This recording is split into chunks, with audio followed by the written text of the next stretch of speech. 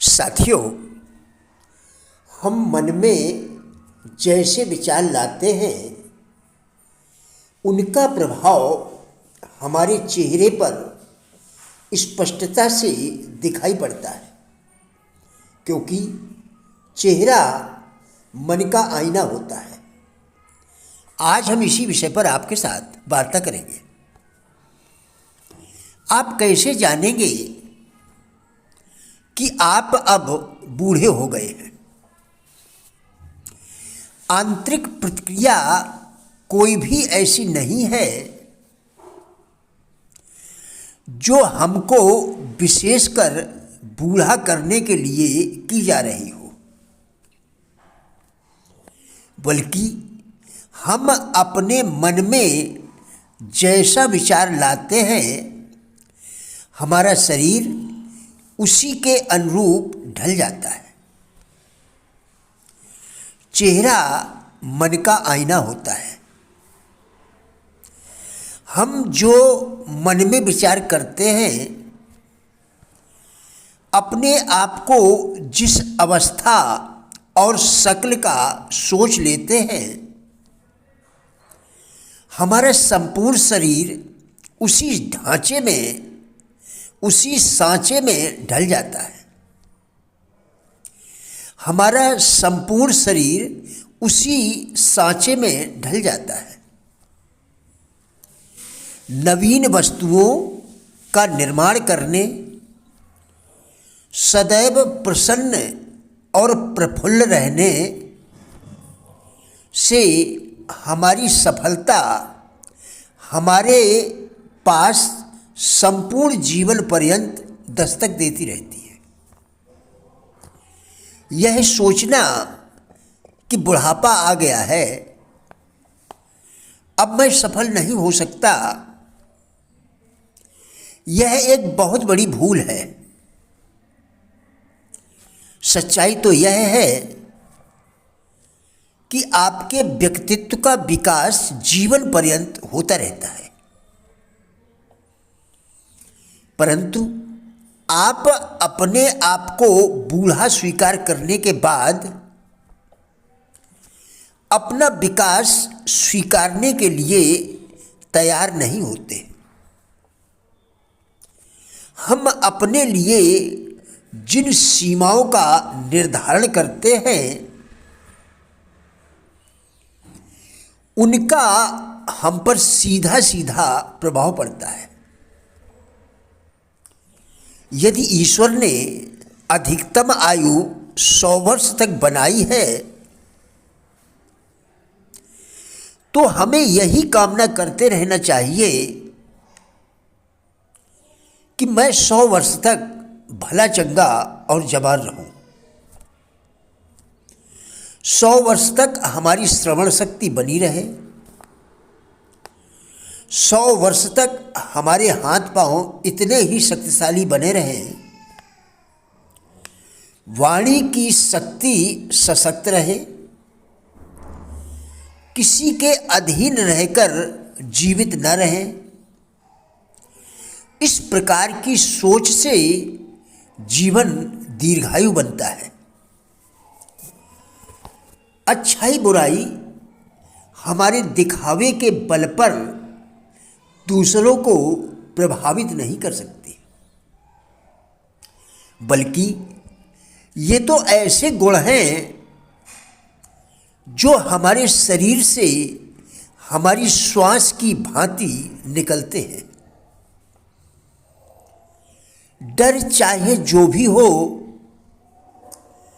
प्रत्येक के पीछे एक ही कारण होता है, उसके पीछे निहित किसी न किसी का स्वार्थ। विचारों का हमारे शरीर व आत्मा पर गहरा प्रभाव पड़ता है। जो लोग निरंतर अपने विचारों को दूषित करते हैं, हीन भावनाओं और भय से ग्रस्त रहते हैं,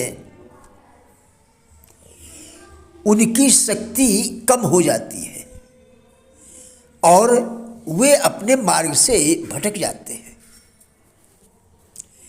यह तो प्रकृति का नियम है कि जैसा संग होगा वैसी ही सोच होगी। इसलिए सदैव बुद्धिमानों, आशावादियों और कुछ करने वालों के साथ ही बैठने का प्रयत्न करें। यदि निराश व असफल लोगों के साथ रहेंगे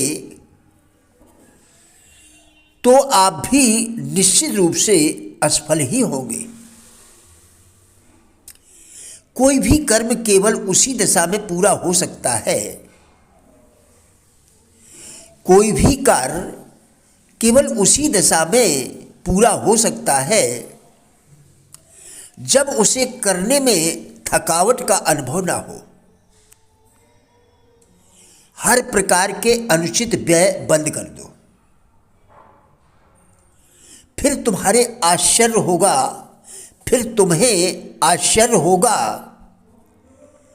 कि तुम पहले से अधिक कार्य कर सकते हो।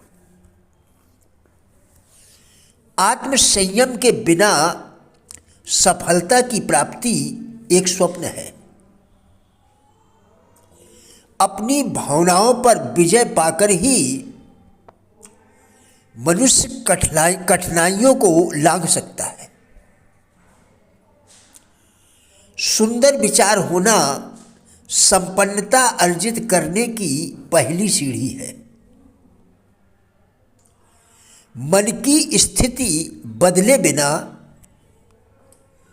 तथा मनोवृत्ति में परिवर्तन के बिना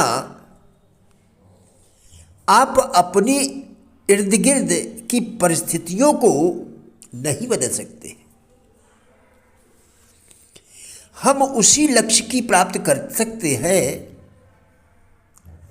हम उसी लक्ष्य की प्राप्ति कर सकते हैं जिस लक्ष्य की ओर हमारे जीवन की समस्त शक्तियां केंद्रित कर दी जाएंगी। सफलता के लिए आत्मचिंतन जितना सहायक होता है उतना कोई भी उपाय नहीं होता। आत्मसंबोधन से, मन के साथ वार्तालाप करने से मनुष्य की दिन दूनी रात चौगुनी उन्नति होती है। वह निश्चय ही अपने मन की इच्छाओं की पूर्ति कर सकता है। मन चाहा धन प्राप्त करके धनवान हो सकता है। घबराहट और जल्दबाजी प्रत्येक कार्य करने से पहले कार्य करने वाले की बुद्धि का नाश कर देती है। सदैव शिकायतें करने वालों के लिए दुर्भाग्य मानो अपने द्वार खोले रखता है। अपने दुर्भाग्य का हर समय रोना रोते रहना कोई बुद्धिमानी नहीं है। आप अपना मूल्य जितना अधिक आंकेंगे